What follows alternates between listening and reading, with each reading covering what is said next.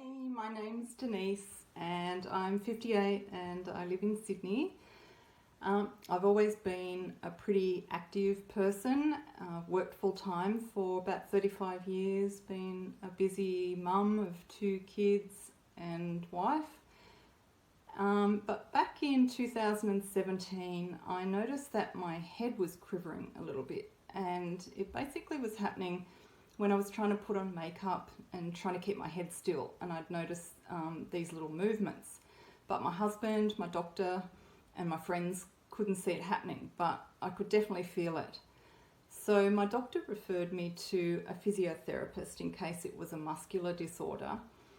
And after a few appointments with the physio, he said to me one day that he could actually feel my head quivering a little bit. And I thought, hallelujah, it's actually happening. It's not in my mind, not my imagination.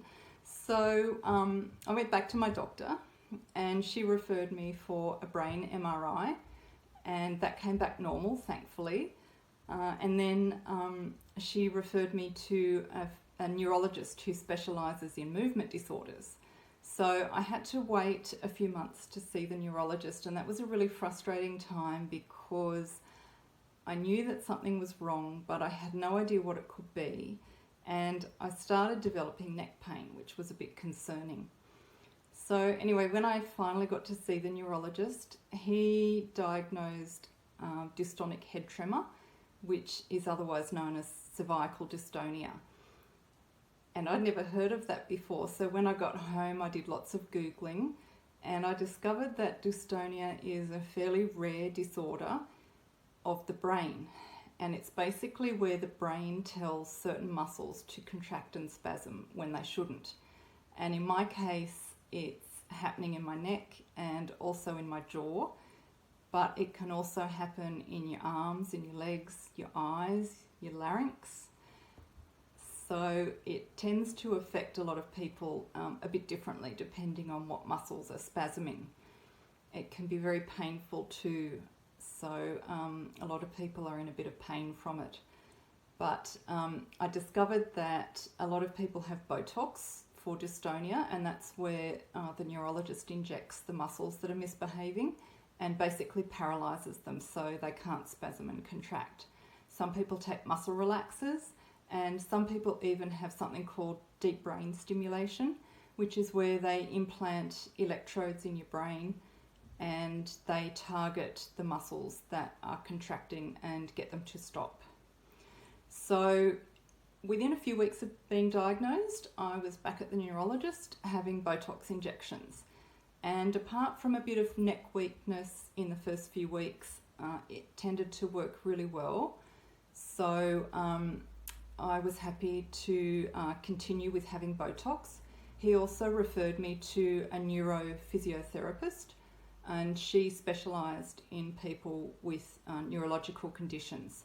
So she gave me a lot of exercises and stretches that I could do on my own, and I still do them to this day, and they've helped with pain and given me greater range of movement, because up till then I found it hard to turn my neck around to the left, so I was having trouble driving. So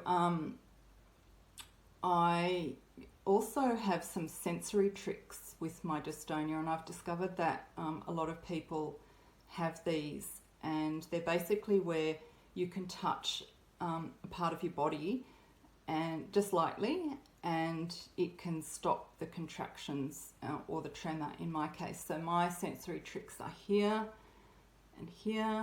and in some places in the back of my neck. So if I can sort of sit still and do this, I can stop my muscles from spasming. It doesn't work that way or that way, only this way and this way, which is a bit weird, but hey, whatever works, whatever sort of gives me a bit of relief, I'll do. So I can often sort of be found sitting like this or sort of standing like this, just to sort of give my muscles a break. So I exercise regularly, and I think that's important when you've got a chronic condition. It's important to be as fit as you can.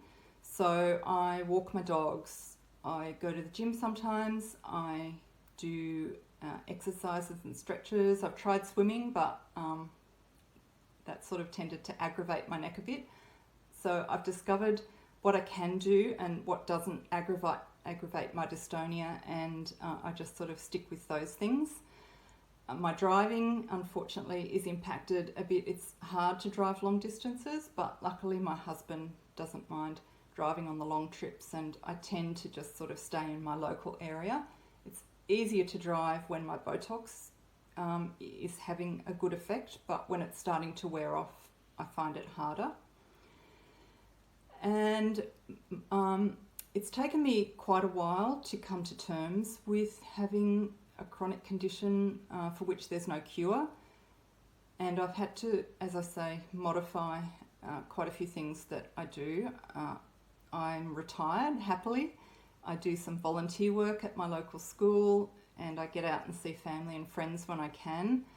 Some days I don't feel too good, so I'll have a day on the lounge watching Netflix, but that's okay. And the rest of the time, I think, I try and stay positive and, manage to be as productive as I can. And I think that I live a pretty rewarding life.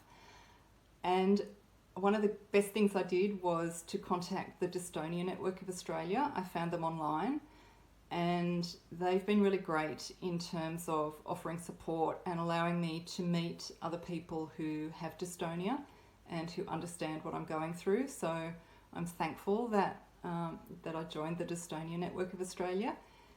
And so I continue to live with this and manage it fairly well. And that's my story. So thanks for watching.